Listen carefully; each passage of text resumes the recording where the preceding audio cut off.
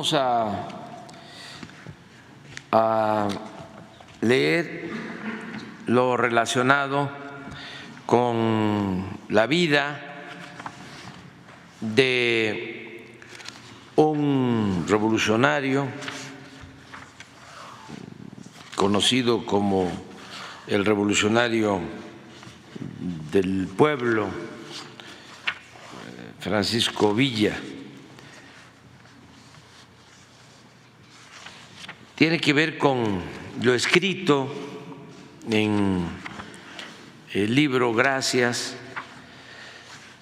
con la idea de reconocer lo que ha sido nuestro pasado, la herencia de las culturas de México, sobre todo las culturas que florecieron en la época prehispánica, esas culturas o civilizaciones olvidadas, ocultas, que nos han aportado tanto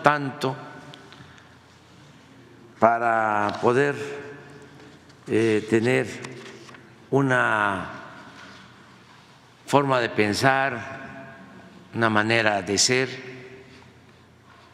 costumbres, tradiciones que en la actualidad nos protegen ante cualquier calamidad. Son tradiciones, costumbres que se han heredado de generación en generación y eso nos da una identidad, una idiosincrasia y México es una potencia cultural en el mundo y gracias a eso enfrentamos todos los males y siempre salimos adelante, siempre nos volvemos a poner de pie. Pero eso nos ha ayudado mucho, esa idiosincrasia. Y nos ayuda mucho también, que es lo que complementa a esa tradición, a esa grandeza cultural, nuestra historia política, que es excepcional, muy fecunda. Los héroes de nuestra patria, luchadores sociales, quienes en otro tiempo lucharon por la libertad, por la justicia, por la democracia, por la soberanía, y son también muy pocos los países en el mundo que tienen la historia política de México. Esto es lo que nos protege, es nuestro escudo y es lo que nos dice por dónde debemos ir. Quien no sabe de dónde viene difícilmente va a saber hacia dónde va. Y esto explica bastante, mucho, el porqué de las políticas de nuestro gobierno.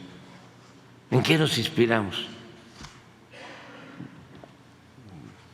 Desde luego, recogemos lo mejor de lo universal, pero nos nutrimos fundamentalmente de nuestra historia. Y aquí están las mayores enseñanzas. Después de que asesinan a Madero y al vicepresidente Pino Suárez, como sabemos,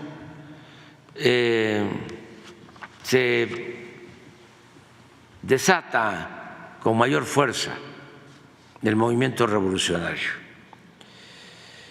Y de ese fuego revolucionario surge el famoso e intrépido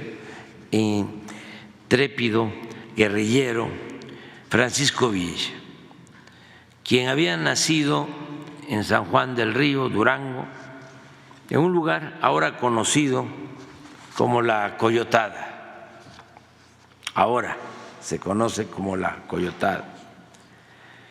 Desde su infancia y adolescencia padeció de las infamias cometidas por los hacendados de la época. Incluso se habla de ofensas a sus familias, a su familia de manera directa, un agravio, un abuso de un hacendado a una mujer cercana a Villa. Eso lo llevó a la rebeldía contra hacendados y contra el régimen porfirista. Su primera aparición de importancia en la revolución se registra cuando secundó a Francisco I. Madero junto con Pascual Orozco para triunfar en la célebre batalla de Ciudad Juárez. Esa es la batalla que conduce a la renuncia de Porfirio Díaz y al inicio del derrumbe del régimen dictatorial. Más tarde, cuando Pascual Orozco traiciona al presidente Madero, ya estando en la presidencia Madero, Orozco se rebela. El presidente Madero enfrenta muchas rebeliones en su gobierno. Una de ellas es la de Orozco, y esto lo lleva al presidente Madero a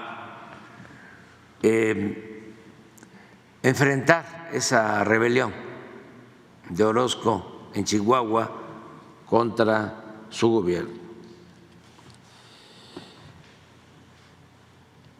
Villa en ese entonces participa bajo las órdenes de Victoriano Huerta, fíjense, para sofocar la rebelión en Chihuahua, la rebelión de Orozco. Es interesante porque el presidente Madero envía trenes a combatir a Orozco a Chihuahua, y va incluso el secretario de Guerra, si mal no recuerdo, de apellido Salas, a ver si lo confirmamos. Y Orozco tenía un buen ejército rebelde y es derrotado el secretario de Guerra, y hay un hecho muy lamentable, muy fuerte, porque Orozco hace estallar con dinamita trenes de el ejército maderista y mueren muchos soldados. Y el secretario de Guerra se va al vagón donde dirigía las acciones y se suicida. Entonces, ante esa situación, Madero recurre a Huerta. Esta es la historia. Y lo manda a Chihuahua. Y Huerta derrota militarmente a Orozco. Ahí empieza la fuerza de Huerta.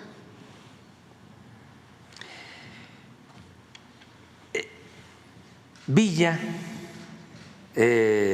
colabora con Huerta enfrentando a Orozco, y es entonces cuando surgen las diferencias de Pancho Villa con Victoriano Huerta. Desde entonces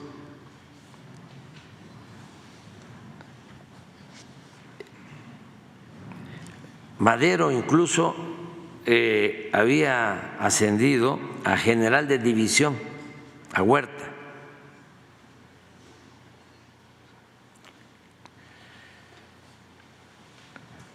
Como resultado de esa rivalidad, el 4 de junio,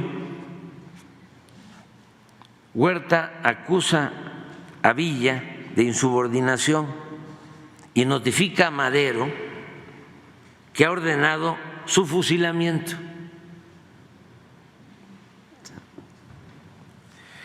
Por fortuna, gracias a la intervención de Raúl Madero y del general Guillermo Rubio Navarrete,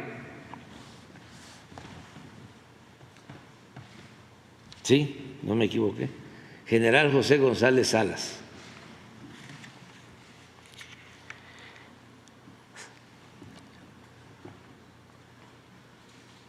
se dispuso que le enviara como prisionero a la Ciudad de México. O sea, le dijeron a Huerta: no lo fusiles, mándalo como prisionero a la Ciudad de México. Alfonso Taracena sostiene, ese gran historiador, que al día siguiente de la llegada de Villa a la capital del país, recibió en la cárcel de Tlatelolco la visita de Juan Sánchez Azcona, secretario particular del presidente Madero, quien lo llevó al castillo de Chapultepec para que se entrevistara con Madero. Esto es entre comillas porque es la versión de Taracena.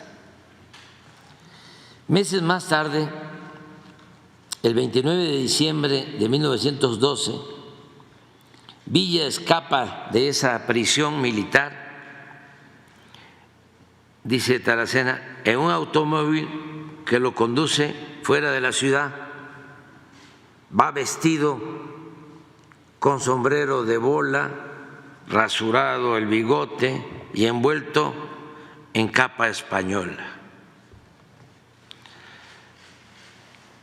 El escritor y revolucionario costarricense excepcional Rogelio Fernández Güell, que acompañó a Madero en la lucha por la democracia en México, siendo costarricense, escribe sobre este episodio lo siguiente, lo cito: Madero no podía poner en libertad a Villa por consideración al jefe de la campaña del norte, es decir, a Huerta, ni podía dejarlo en poder de Huerta, por temor de que le fusilara. Así ordenó que el preso fuera conducido a México e internado en la prisión de Santiago. En el texto original de Fernández Güell aparece a pie de página lo siguiente: ¿qué pensamientos más sombríos debieron agitar el alma de Villa cuando penetró en las oscuras bóvedas y sintió tras sí cerrarse como una losa la pesada puerta de la prisión. Sobre el escritorio del presidente Madero, dice Fernández Güell, vi una vez una carta escrita en toscos y gruesos caracteres.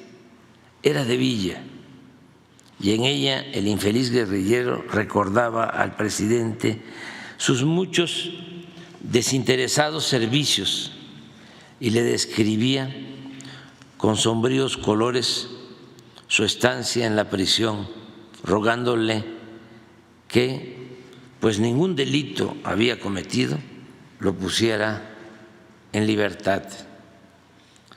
Nadie hubiera podido prever, leyendo esta carta, el brillante porvenir de Villa y la infortunada suerte de aquel, de Madero, de cuyas manos pendía en aquellos momentos su vida.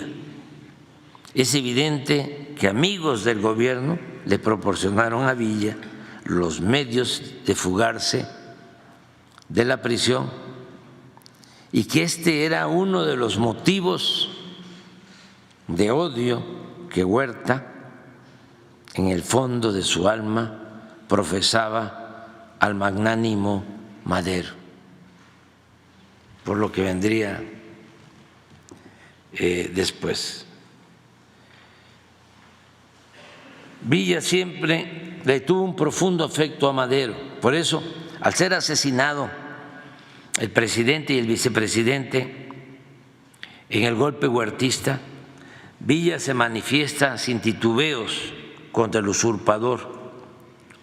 El 29 de septiembre de 1913 constituye y empieza a comandar la popular y legendaria División del Norte, este impresionante ejército de masas conformado por agraristas, jornaleros, rancheros, vaqueros, artesanos, obreros, mineros, maestros, arrieros, entre otros, que según los historiadores, Gili, por ejemplo, Adolfo, barrían en el camino con cuanto se le ponía por delante. Al frente de la División del Norte, Villa tomó Chihuahua en la lucha contra el huertismo y por 4 semanas se desempeñó como gobernador del estado.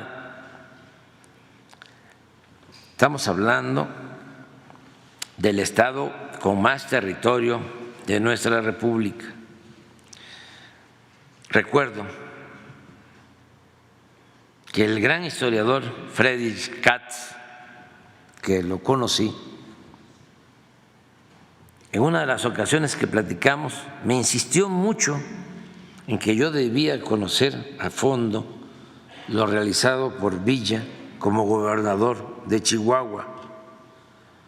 Le fascinaba a Katz contar lo que dejó escrito en su obra sobre el Centauro del Norte, de cómo gobernó Villa en Chihuahua.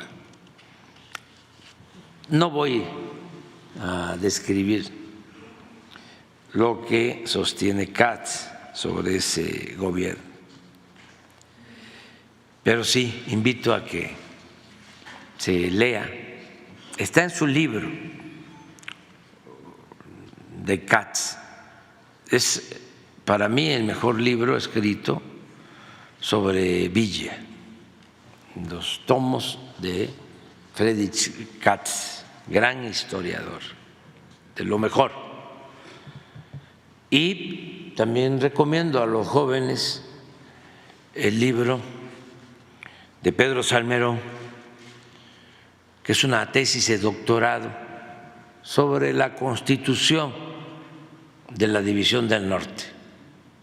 Es excepcional, magnífica obra para conocer más sobre la vida de Villa.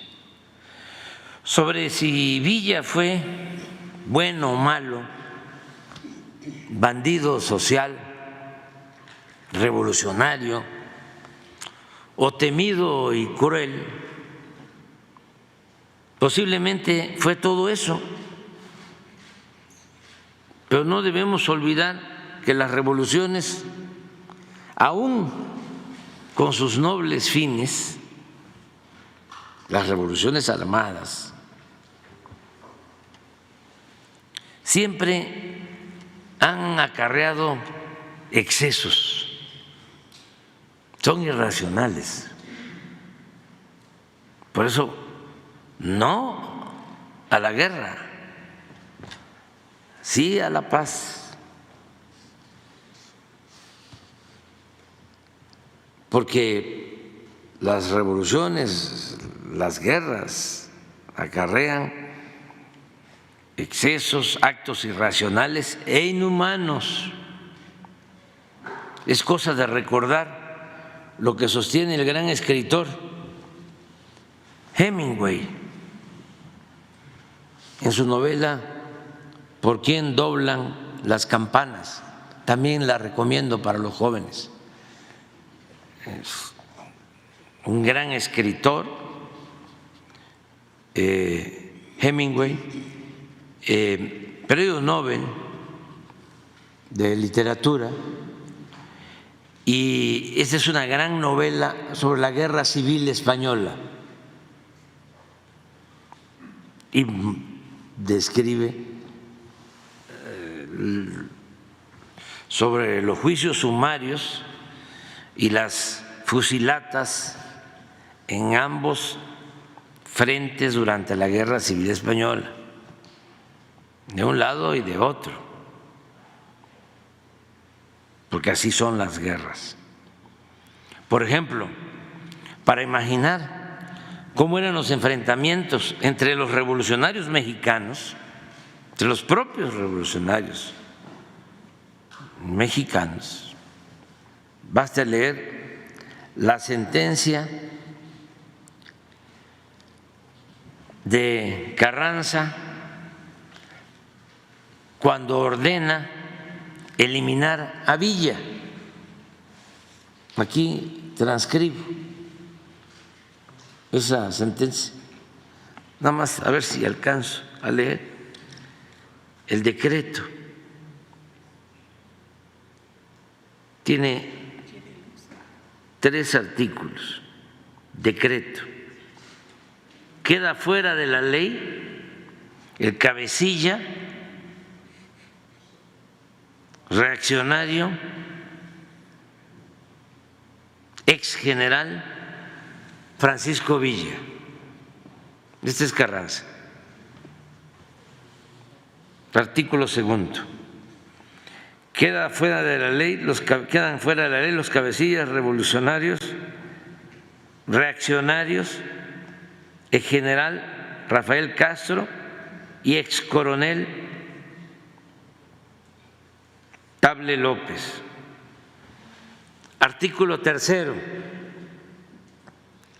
Cualquier ciudadano de la República puede aprehender a los cabecillas Francisco Villa, Rafael Castro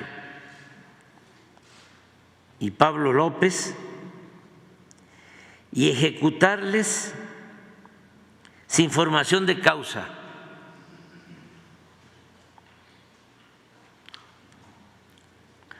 levantando una acta en que se le haga, en el que se haga constar su identificación y fusilamiento.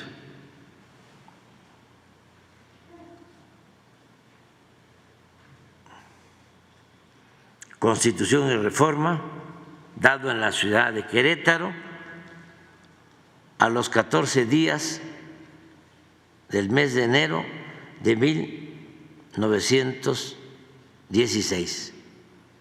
Venustiano Carranza.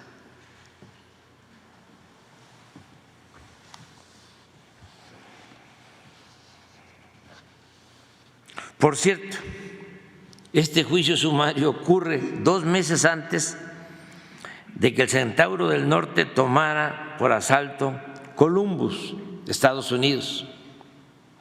Y el gobierno de ese país, de Estados Unidos, ordenara al general Pershing que lo persiguiera con su tropa por todo el territorio mexicano, a Villa.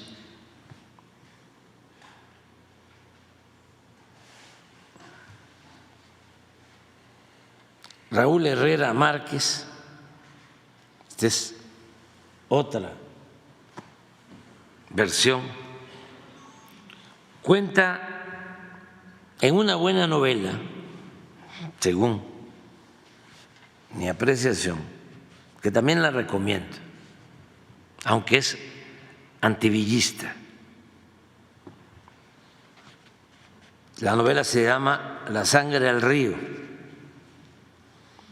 Cómo su bisabuelo, abuelo y tíos abuelos, entre los que se encontraba el famoso revolucionario Maclovio Herrera, miembros de una numerosa familia de Parral, Chihuahua, enfrentaron a Francisco Villa, con quien mantuvieron al principio cierta cercanía, pero eran carrancistas, y posteriormente se enemistaron hasta el extremo de la confrontación violenta, volviendo a lo irracional de las revoluciones.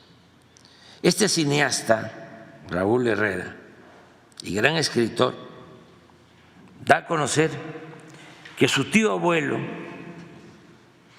Jesús Herrera, recibió en Torreón el lunes 21 de abril de 1919 la noticia sobre el asesinato de su padre y sus hermanos. Esto es lo que escribe. A él le avisan, le informan. Los agarró Villa en el cerro. Mandó una nota firmada donde prometía respetar las vidas de todos, pero a tu papá y a tus hermanos los separó. Se veía que iba contra ellos. Y dice él, hijo de el señor Herrera, dice, lo hizo con premeditación, lo tengo que matar, dirigiéndose a Villa. Le siguen contando, a tu papá le echó el caballo encima y lo arrastró, dice el hijo, a mi bendito padre anciano lo tengo que matar, a Villa. Allí en el cerro los mandó amarrar, a punta de mentadas los bajaron y se los llevaron a encerrar. Lo hizo con alevosía, dice el hijo, lo tengo que matar. Hoy temprano se los llevó a pie hasta el panteón. Los tres estuvieron muy enteros hasta lo último. En ningún momento se les notó que se quebraran. Junto al panteón Villa se bajó de su caballo y tu papá le echó en cara su cobardía. Lo retó a desatarlos y a batirse en duelo. Le dijo, con cualquiera de mis hijos o conmigo, que estoy viejo. En vez de contestarle, Villa intentó que tus hermanos dejaran solo a su padre. Le dijo, ustedes dos váyanse. Se enojó porque ellos le contestaron que le cambiaban sus vidas por la de tu padre. Entonces le gritó al asesino ese que le dicen el Ruñis: Carmen, tráeme un bote de petróleo. Hijo, es un insulto que no puedo repetir aquí, lo voy a matar. Y así va narrando hasta que se da el asesinato. Pero la otra escena que deja al descubierto algo casi desconocido de este escritor sobre este tema se refiere a la autoría intelectual del asesinato de Villa. ¿Quiénes fueron los que lo ejecutaron y los autores intelectuales? Por eso es muy interesante este libro.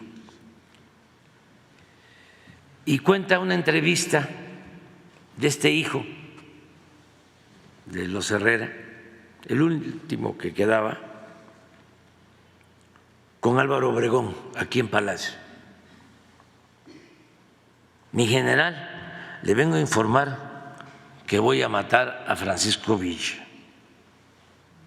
Un ligero sobresalto en la mirada del presidente Álvaro Obregón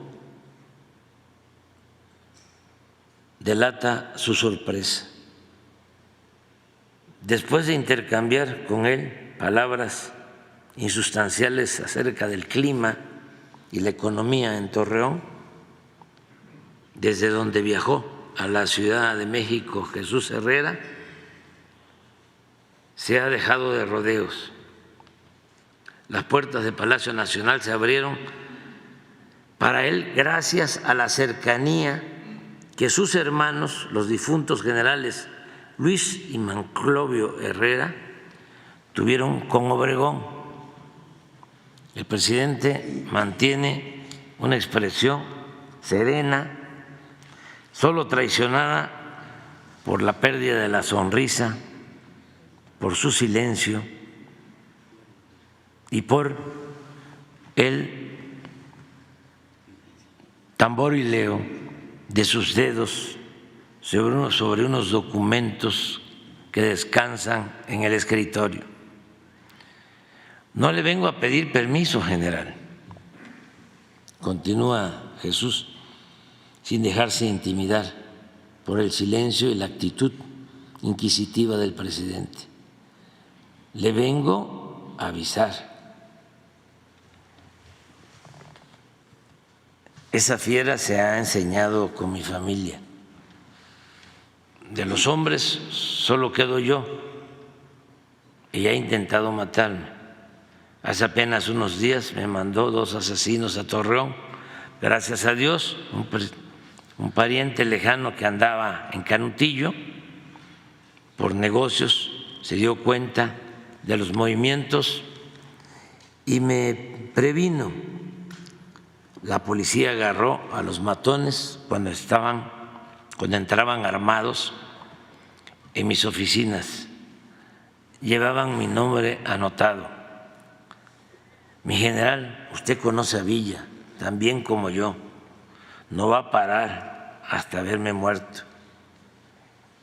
Y es muy capaz de seguirse con las mujeres y los niños. Acuérdese de que prometió acabar con todos nosotros. No voy a quedarme con los brazos cruzados. Tengo que hacer todo lo que esté en mis manos por impedir más tragedias en mi familia. De otro modo, no sería digno de llamarme hijo de mis padres. Bueno, don Jesús, rompe su silencio el presidente Obregón. ¿Vino desde Torreón para decirme esto? ¿Por qué? Mire, general, continúa Herrera, recargando los antebrazos sobre el escritorio después de pasar su sombrero a la silla de junto. Yo ya tengo todo planeado y me falta poco para acabar de conseguir a la gente que se va a encargar, pero necesito pedirle un favor en memoria de mis hermanos, que en paz descansen. Usted sabe que los generales, dice Obregón, y a su señor padre siempre les guardé un particular aprecio.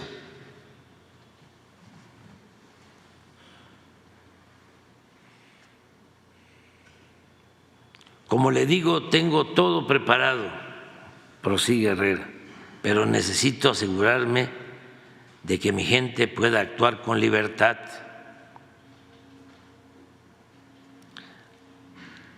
Acuartéleme la tropa en Parral, o si se puede, mándela fuera de la ciudad. También le quiero pedir inmunidad. No soy el único que tiene interés en este asunto. Hay muchos que participamos. Todos somos hombres comunes y corrientes, somos gente pacífica, pero no hay uno entre nosotros con quien no tenga Villa cuentas pendientes. Al que no lo ha tratado de asesinar, le ha matado familiares o lo ha despojado. Todos vivimos bajo amenaza. En esto hay mucho de defensa propia. No sería justo que saliéramos perjudicados por protegernos. Mire, don Jesús, expresa por fin Obregón, a este país lo que le urge es pacificarse. El gobierno no quiere participar en más actos de violencia. Con el estómago hecho nudo, Jesús se esfuerza por evitar que la decepción se le note en la cara. Sigue el diálogo.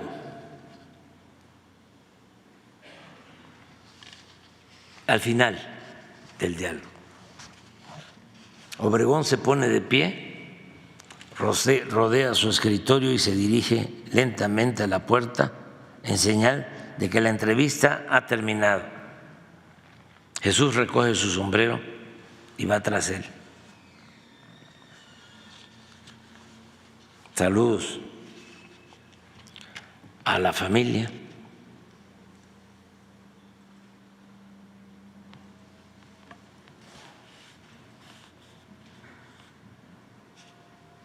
Y dice Obregón, mi promesa de entonces fue auténtica.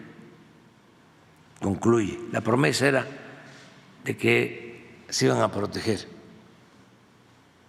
las familias unos con otros. En lo que esté a mi alcance, ni usted ni a los suyos le va a pasar nada, le dice Obregón. Jesús siente el golpeteo acelerado de su corazón, más claro ni el agua. Le agradezco mucho su compromiso, mi general. Por allá en Torreón, le dice Obregón, lo va a buscar un hombre de mis confianzas. Por conducto de él, manténgame informado de sus negocios, de sus necesidades, en fin, de todas sus actividades, de sus planes. 26 de marzo de 1923, es un hecho. Jesús Herrera tiene el camino abierto para acabar con Villa. Aquí subrayo que todas las guerras son irracionales, insisto, y crueles. Y aunque no siempre las revoluciones han sido deseadas por los dirigentes, no siempre. Hidalgo no quería la revolución. Juárez también era pacifista. Madero era como un santo cívico, sino que obedece en las revoluciones a una serie de complejas circunstancias. Nosotros debemos de agradecer a la vida el poder transformar con intensidad y hondura, y agradecerle también a nuestros adversarios, sin que se haya desatado la odiosa violencia.